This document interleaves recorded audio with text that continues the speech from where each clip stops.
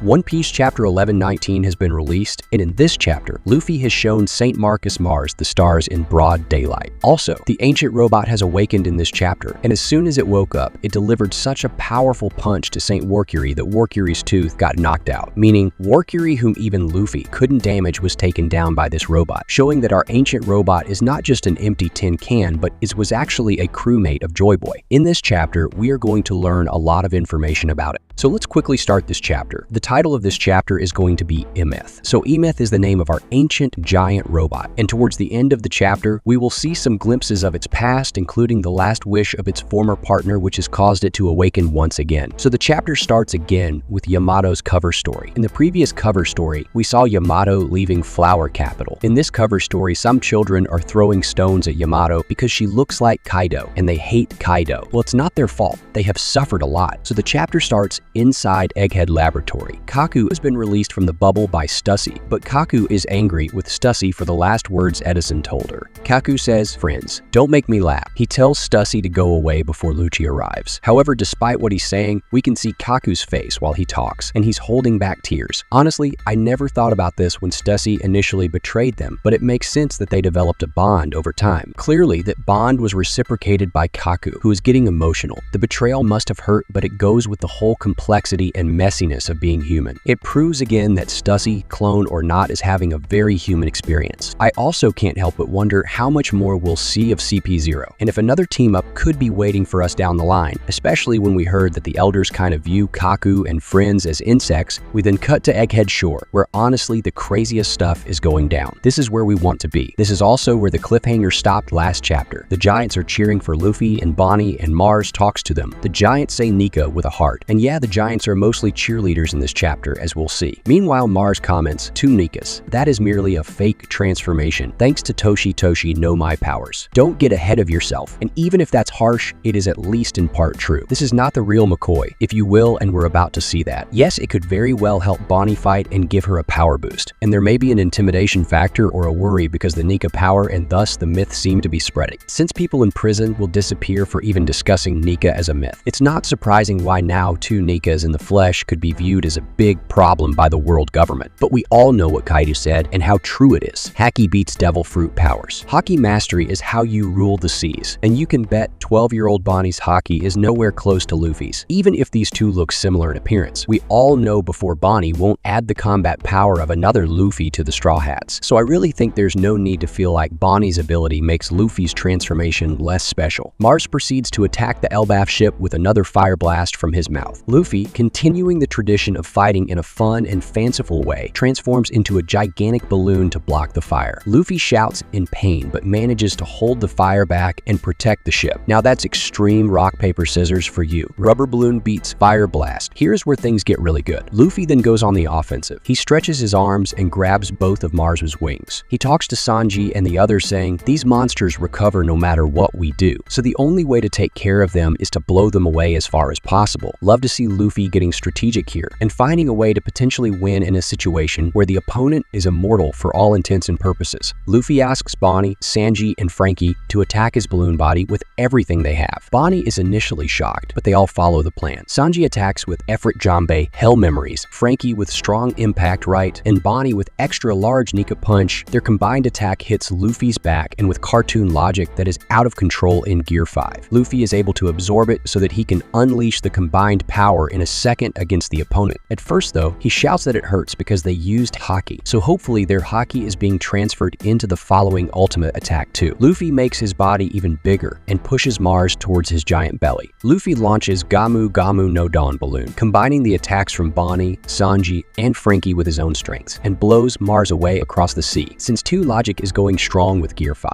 it shouldn't surprise you that we see a flash in the sky to signify where Mars disappeared to. Just like when Team Rocket is defeated in Pokemon and they go blasting off again. Pokemon references abound, and I'm loving it. I'm very happy with this result too. I hope this means that Mars is done as far as the current fight and situation go, and that is exactly what I said I wanted last chapter, for them to overpower at least one elder. After pushing Mars away, it's clear that the Elbaf ship is ready to set sail. Luffy asks, "Where are Usopp and the others?" While Sanji says they are late, it doesn't shock me that on the Elbaf ship, Usopp was the first one thought of. Anyway, Atlas tells Sanji and the others that that they need to do something first. Then she tells them in her head that York is able to track their movements now. Atlas is about to say what they must do, but the scene cuts to another scene. This is honestly a very interesting development, and they definitely need to solve this issue. They can't have the elders always spying on their location, and thus giving away the location of the Straw Hats if they're with them too. We then cut to underwater, which is always an interesting cut. Our giant ancient robot bro gets up, and the transmission Den Den Mushi inside it wakes up again too. So yes, again, we have more of Vegapunk's message. We know we have some parts to fill in, but honestly, Oda can use this to drop any out of context reveals that he wants to. There are interruptions here and there, but here is what we're told. And I quote, "The thing that was inherited, ... can be called a will, ... I hope this message will reach ...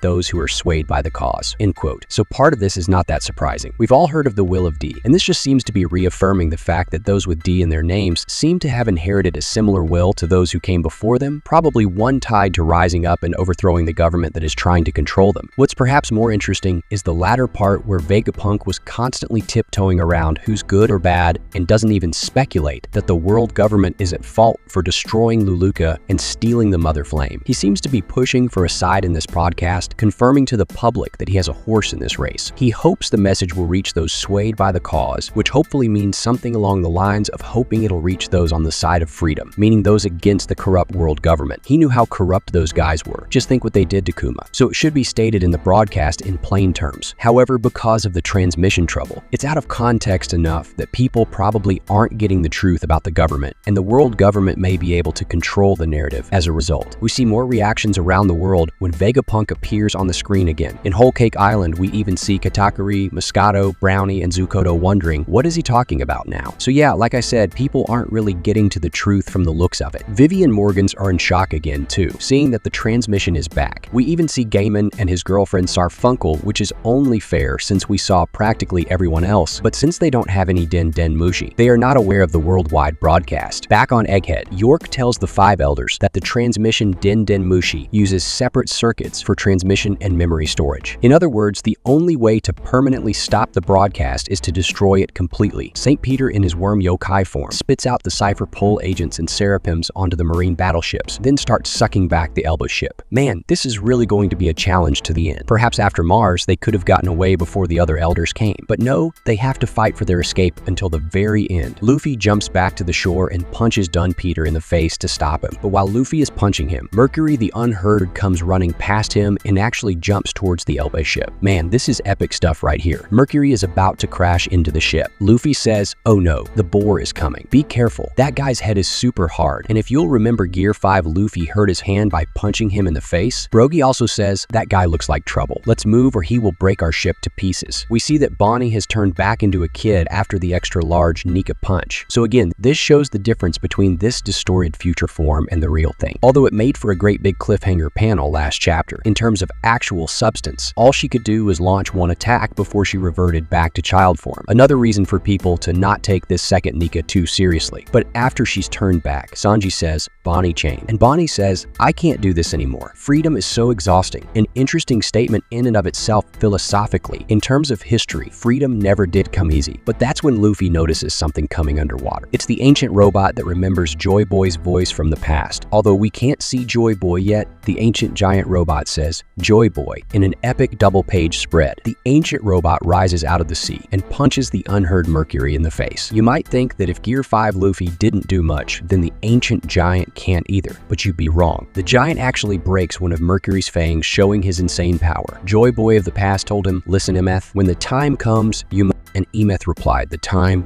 end quote. Emeth seems to be the name of our ancient giant, and the time he was told about seems to be this time right now. I mentioned earlier that the name Emeth means firmness and faithfulness. Clearly, the ancient robot has remained firm and faithful to Joyboy after all this time. Not to mention, this ancient robot is probably the key to uncovering a lot of truths about the Void Century. Hopefully, we can learn these truths before the elders and the ancient robot's whole career. Everyone is shocked by the appearance of this overpowered ancient robot robot. Dory and Brogy's eyes pop out of their sockets, and Luffy's eyes sparkle. Dory and Brogy ask, "What is this guy?" And Luffy says, "Robot," in a perfectly Luffy way. The editor lets us know that romance, there's that word again, is on the move once more. So much craziness is happening. An elder blasting off again, another punch in the face by Gear 5 Luffy, and an effectively attacked and hurt ancient robot named Emeth, who stayed faithful to the old Joyboy and now finds himself in front of the new era Joyboy. It's so epic and such a great time to be a One Piece fan with so much going on at once. If you enjoyed seeing this Gear 5 Yonko in action, then like and subscribe for more. I'll see you in the next one.